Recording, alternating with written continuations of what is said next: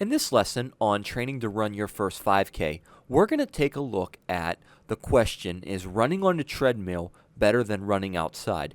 And this just doesn't apply to running, it applies to walking as well. So what I thought we would do is maybe take a step-by-step look at the different training surfaces that you may encounter and run down a list of the worst ones and then all the way down to the very best. So again, this is surfaces that you can walk or run on that's best for your joints.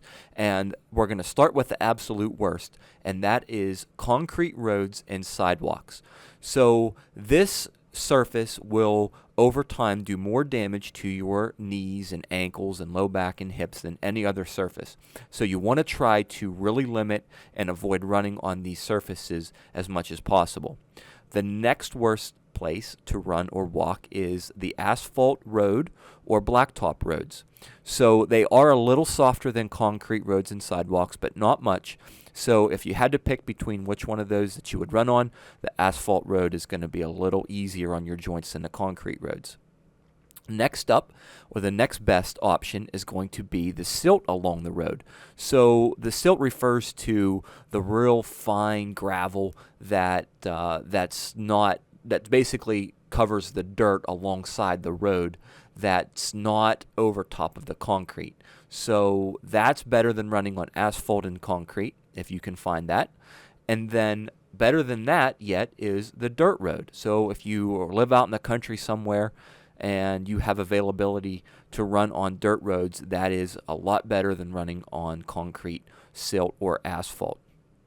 Even better than dirt are trails. So if you have a wooded area that has walking trails, or if you live close to an area that has an actual rails to trails park, that is one of the best places to run or walk, because those surfaces aren't as compact as dirt or silt or asphalt or concrete, and it's a little easier, or a lot easier, on your joints, and that's actually a very good surface to do a lot of your walks and runs on if you have access to that. Even better is rubber track surfaces or grass. And it's kind of uncommon to see a lot of people out there walking on grass or running on grass, because there's very few areas that provide that kind of surface.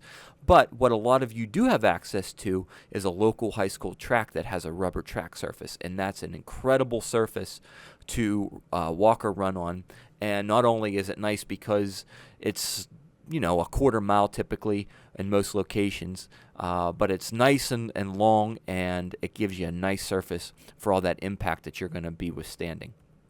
And then the best is going to be a good treadmill. Now, I hesitate to put treadmill 1 because I actually could put treadmill behind the trails there, the rails to trails. But if you really do have a good treadmill that has some shock absorption features built into it, then that's going to be the best surface to train on. Now, while the weather's cold like it is now, that's going to be your best bet.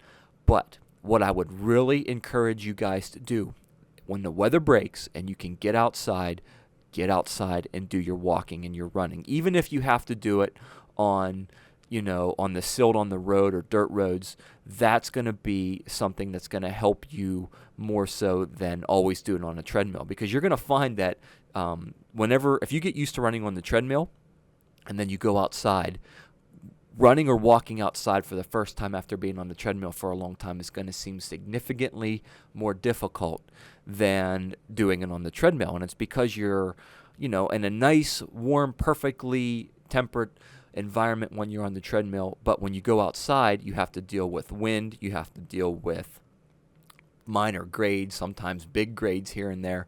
And it is just a lot more difficult to do it outside. But Somerset's not flat either, and there are some hills in it, and the 5K is not as bad as what the 10K is, but there are still some up and down hills in that race. So you have to get used to, and I would highly recommend that you get used to doing some outside walking and running when the weather gets nicer.